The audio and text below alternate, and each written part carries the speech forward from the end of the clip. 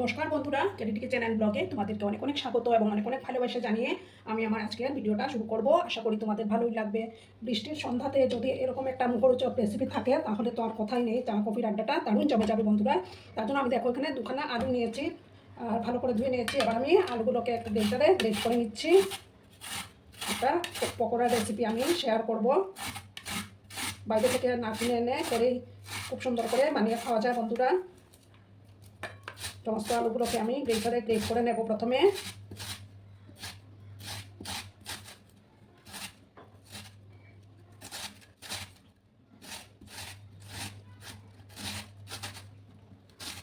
আর আমার আজকের এই ভিডিওটা যদি তোমাদের ভালো লাগে তাহলে অবশ্যই একটা করে লাইক, কমেন্ট, শেয়ার এবং সাবস্ক্রাইব করার অনুরোধ রইল বন্ধুরা।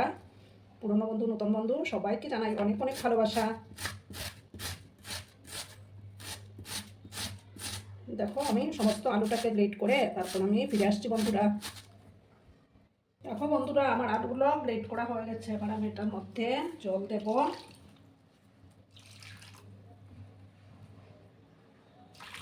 জল দিয়ে আমি এটাকে 3-4 বার জল পাল্টে পাল্টে ধুয়ে নেব বন্ধুরা। ভালো করে কিন্তু 3-4 বার জল পাল্টে ধুয়ে নিতে হবে। দেখো বন্ধুরা, আমি 3-4 বার জল পাল্টে পাল্টে ধুয়ে নিয়েছি। এবার আমি এটা একটা বড় বাটির মধ্যে ট্রান্সফার করে দিচ্ছি। সমস্ত আলুগুলোকে আমি এভাবে ফেলে দিলাম। এবার আমি এখানে দেখো দুটো পেঁয়াজ কুচো আর দুটো কাঁচা লঙ্কা কুচি করে রেখেছিলাম, সেগুলো এবার আমি দিয়ে দিলাম। আর দেবো দেখো কিছুটা ধনে পাতা কুচি। এবার দেবো পরিমাণ মতো হলুদের গুঁড়ো।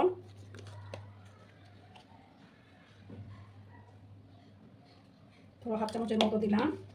দেবো হাফ চামচের থেকে কম জিরে গুঁড়ো। আর কালারের জন্য একটু কাশ্মীরি লঙ্কার গুঁড়ো আমি অ্যাড করবো হাফ চামচের মতো।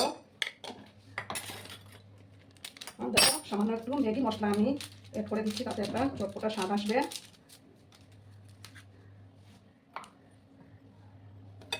ভালো করে আমি এবার চটকে চটকে মেখে নেবো বন্ধুরা।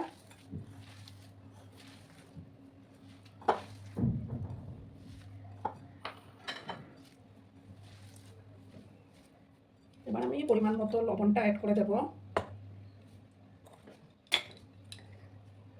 স্বাদ অনুযায়ী লবণটা দিয়ে দিতে হবে। দিয়ে ভালো করে আমি চটকে চটকে মেখে নিচ্ছি। দারুণ লাগে খেতে বন্ধুরা এটা।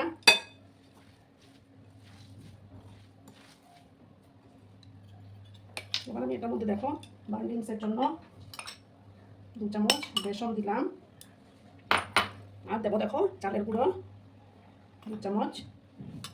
এবার ভালো করে সমস্তটা আমি মেখে নেব। সামান্য একটু সর্ষের তেল আমি এটার মধ্যে অ্যাড করে দিচ্ছি বন্ধুরা। একদম দুর্দান্ত স্বাদের হয় বন্ধুরা।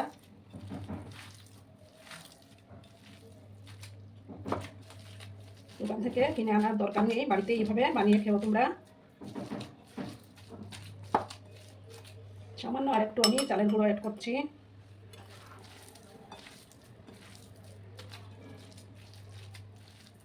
দেখো আমার মাখাটা কিন্তু কমপ্লিট।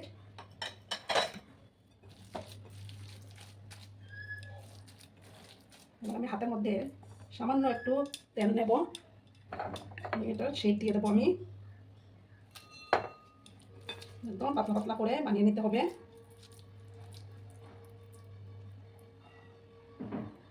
যাতে করে সেদ্ধটা ভালো হয়। একটা ডিশের মধ্যে আমি রাখলাম।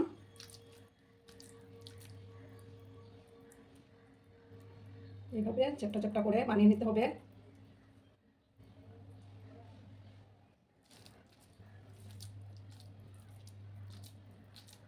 এইভাবে দেখো বন্ধুরা, আমি সবগুলো বানিয়ে তারপর আমি ফিরে আসছি। এইভাবে দেখো আমি চ্যাপটা চ্যাপটা করে বানিয়ে নিচ্ছি। দেখো আমি 3টা বানিয়ে নিয়েছি, বাকিগুলো আমি অফ ক্যামেরাতে বানিয়ে ফিরে আসছি বন্ধুরা। দেখো বন্ধুরা, আমার সবগুলো বানানো কমপ্লিট। আর আমি একটা প্যানের মধ্যে তেল দিয়ে দিয়েছি, তেলটা গরম হয়ে গেছে। এবার আমি একে একে পকোড়াগুলো দিয়ে দেবো। গ্যাসের আঁচটাকে আমি কম করে রেখেছি বন্ধুরা। যতটা ধরবে আমি ততটাই দিয়ে দেবো। আমি সমস্ত পকোড়াগুলো দেবো। বেশি আমি দেবো না, সাইডে একটা দিয়ে দিলাম। তারপরে একটু নাড়াচাড়া, এখন আমি নাড়াচাড়া করবো না, কিন্তু একটা সাইড হওয়ার অপেক্ষায় থাকবো, তারপরে আমি উল্টে পাল্টে দেবো।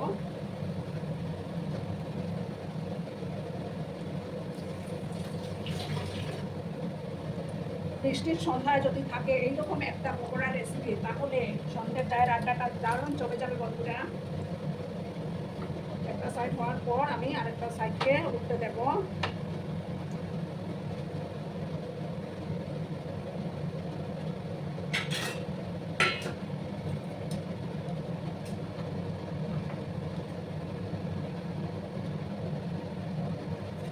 বন্ধুরা এখন আমি উল্টে দিলাম, আস্তে আস্তে করে আমি উল্টিয়ে দেবো।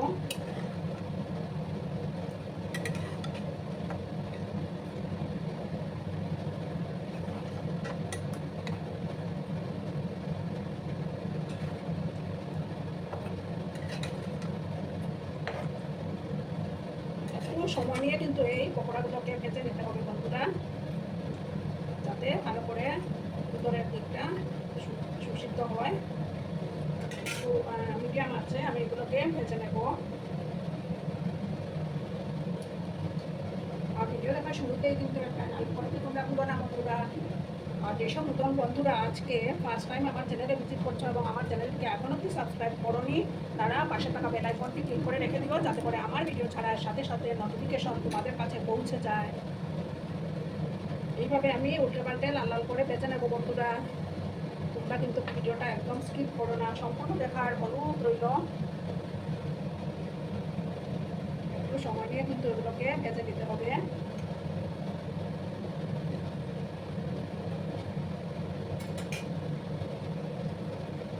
একটু লাল লাল করে আমি পকোড়াগুলোকে ভেজে নেব। দেখো বন্ধুরা, এবার আমি আবার উল্টে দিতে দেবো, আর একটু টাইম লাগবে বন্ধুরা।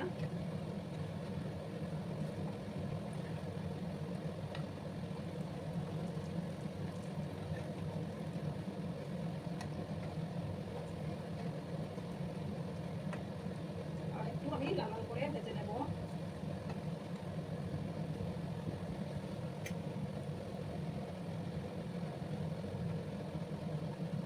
একটু ধৈর্য সহকারে এগুলো ভেজে নিতে হবে বন্ধুরা।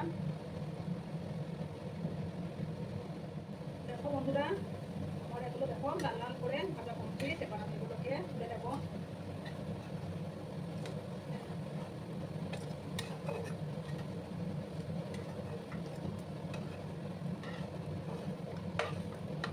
সমস্ত পকোড়াগুলো আমি তুলে নিলাম।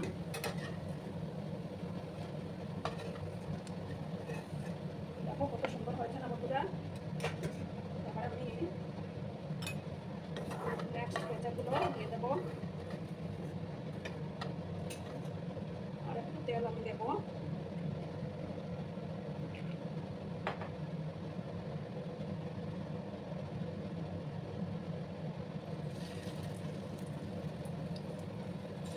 গ্যাসের আঁচটা কিন্তু আমার কম করা আছে। তো আলু দিয়ে কিন্তু অনেকগুলো পকোড়া তৈরি হয় বন্ধুরা।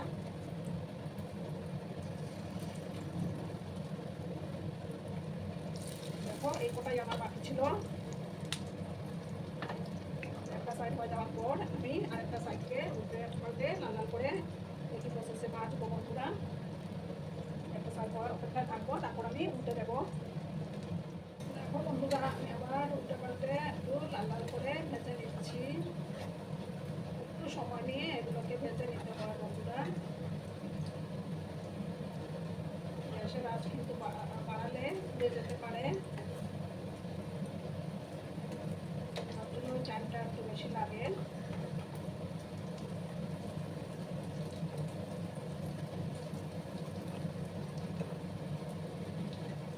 আর একটু সময় লাগবে, তাহলেই তৈরি হয়ে যাবে বন্ধুরা।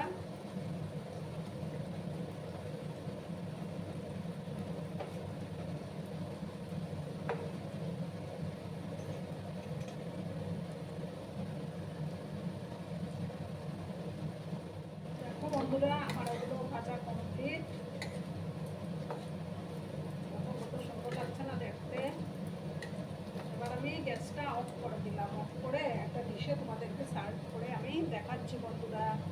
দেখো বন্ধুরা, আমি সার্ভ করে দিয়েছি, কেমন হয়েছে অবশ্যই কমেন্টের মাধ্যমে বলো। কিন্তু তোমাদের এই সুন্দর সুন্দর কমেন্টগুলো পড়তে আমার কিন্তু দারুণ লাগে।